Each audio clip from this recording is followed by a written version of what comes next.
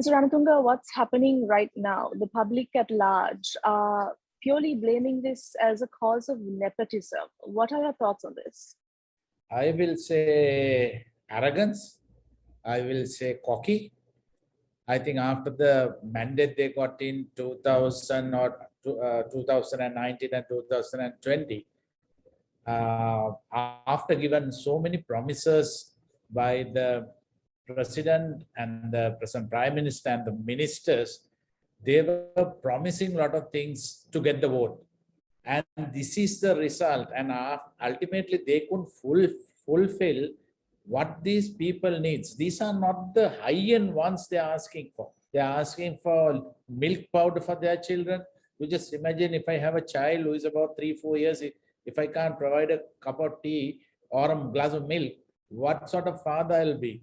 So those are the things these people didn't realize. I think after they got the mandate in 2019 to the president, it's almost like 6.9 million. And after that, they went on to the parliament election. They got a mandate, but they couldn't get two-thirds. What they did, they got told a couple of weak, I will say weak people who can be bought over. And after that, they got two-thirds. So they changed the constitution. 19th Amendment, they change it to the 20th Amendment, where they will allow foreign passport holders, like dual passport holders, to come to the parliament. That's purely done to assist Mr. Basil Rajapaksa, who is the brother of the president and the prime minister. And with the family, they messed up everything. That's what, in short, I can say that. But even as a nation is calling for them to resign, they're simply refusing to resign. Can they do that? Constitutionally, I don't know what is the general ruling or the concept, but as a person, like if the entire country, 6.9 million voted for him, I think more than 6.9 million are asking him to step down. If I was the president, I could step down. Ultimately, it's not their power. Even if you go through the last 2 days in parliament, the people who are in power, they talk about how they have the power, how they can hold the power. Go to the opposition, they are talking about how they can get into power, how they can crown a government.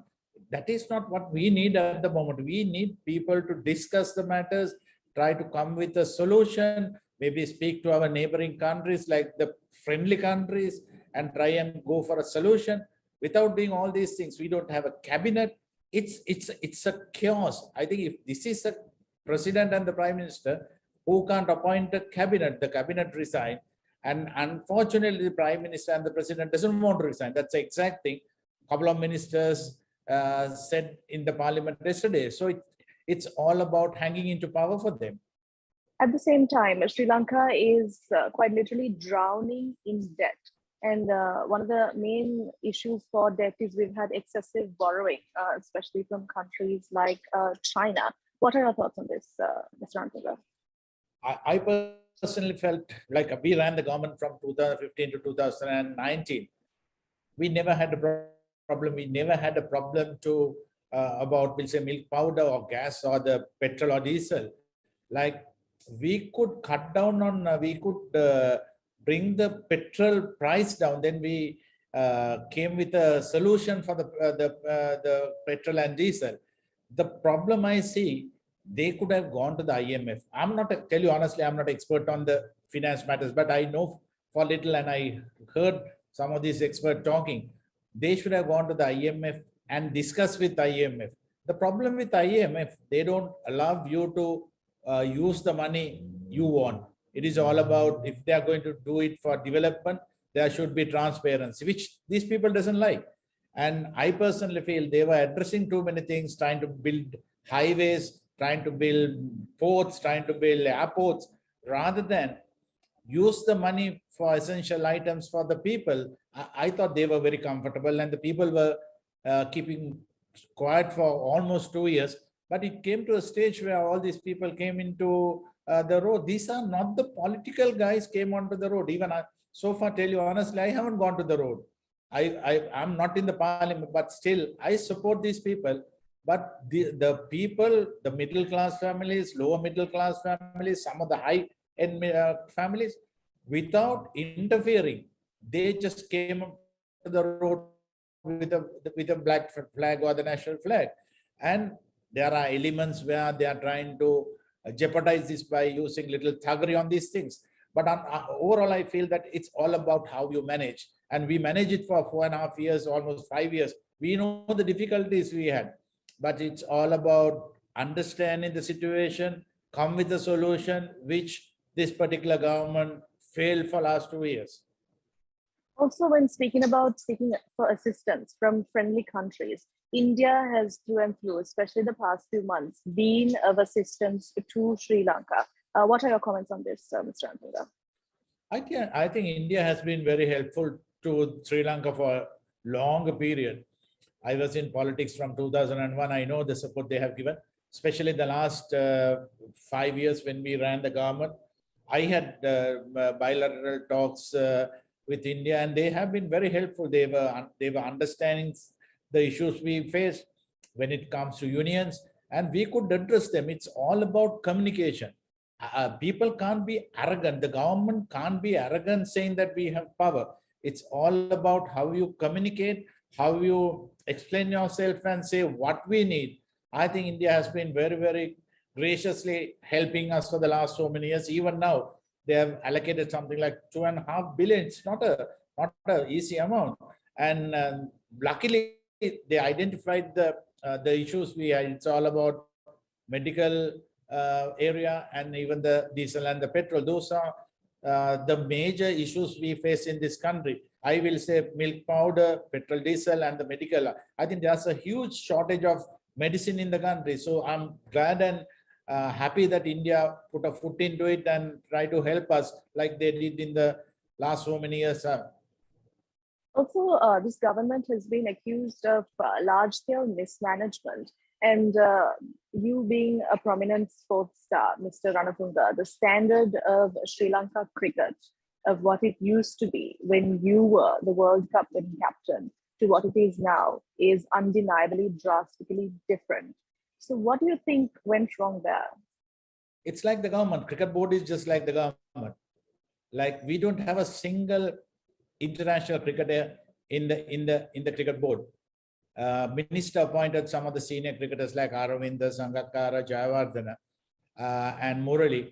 But unfortunately, the cricket is run by the elected body, which has something like 143 votes, and they are very incompetent, and they have been cheating the cricket board. They have been earning a lot of money. I will compare the government with the Sri Lankan cricket board. So if the government is failing, and the minister doesn't have the backbone to put a stop to it, because ultimately the problem we have here, every time a government comes, a minister comes in, the cricket board, corrupt people know how to tap the minister. It has happened for so many years, and it is happening now. And we went on openly, we went and told him how to handle these things, but they don't want to listen to us. Unfortunately, I will say the cricket went to this level after 2015. This particular guys who has been running for almost like 7 to 8 years have been having a tamasha, spending a lot of money, traveling on cricket board money, and ruining cricketers. Just imagine, we have produced something like 8 or 10 captains in this short period. We have played about something like 40, 50, maybe 60, close to 60 cricketers in short period. So that means that you are not practically you are not able to know how you can handle a team. And that is the same thing happening with the government. Also, Mr. Ranatunga, as a sports star and as a public figure who is not only known here but also across the world, you have voiced your concerns regarding and your support rather for the people's-led protests that are happening right now. And from what we see now, a lot of youth, the younger generation, is voicing their anger and their frustration on the streets, while some try to disregard this as this is something politically motivated. What is your message to the young generation that is taking to the streets right now? I think it's not politically motivated. That's a wrong concept given by the government. These are the people I know. They have never been into political parties. They came out to support this movement, because this movement started on the Facebook or maybe social media. And I came from Batticlo a couple of days back, and every city, every small town, I will say, which has about maybe 10 shops or 10 small boutiques, there are people, about 50 people with a black flag or a national flag. So that means the entire country, middle class, mainly the middle class, for the first time they came out. Unfortunately, there were riots involved. I don't know whether this is done by the government or different people. I heard a lot of arguments in the parliament last couple of days. So the opposition was accusing some people who has left the country, people who were involved in earning money, has left the country so far, are involved in this. I'm sure the Sri Lankan public, the public I know, they are not arrogant people. They are not people who will take a knife and come to the road. They are very innocent people, but there can be a percentage where they are trying to jeopardize this by get this thing involved in violence. I think that's what happened in front of the president's house. Just imagine, there's a guy who came in front of STF and police, burn a bus. So there has to be something wrong. So far, they couldn't find a person. I got it up to the point where you spoke about the bus and how that's sort of unusual. So maybe like a message towards the end to the youth and all of that, that would be good, Mr. Ranatunga. Actually, I post a message on my Facebook, and what I want people to do, go to the road, go and protest, but don't make violence onto it. If you find a person who is trying to be violent, try to damage government property or even personal property, try to stop them, maybe get hold of them and see who these people are. I know for sure, I know these people, the Sri Lankans are not arrogant, Sri Lankans are not very violent people.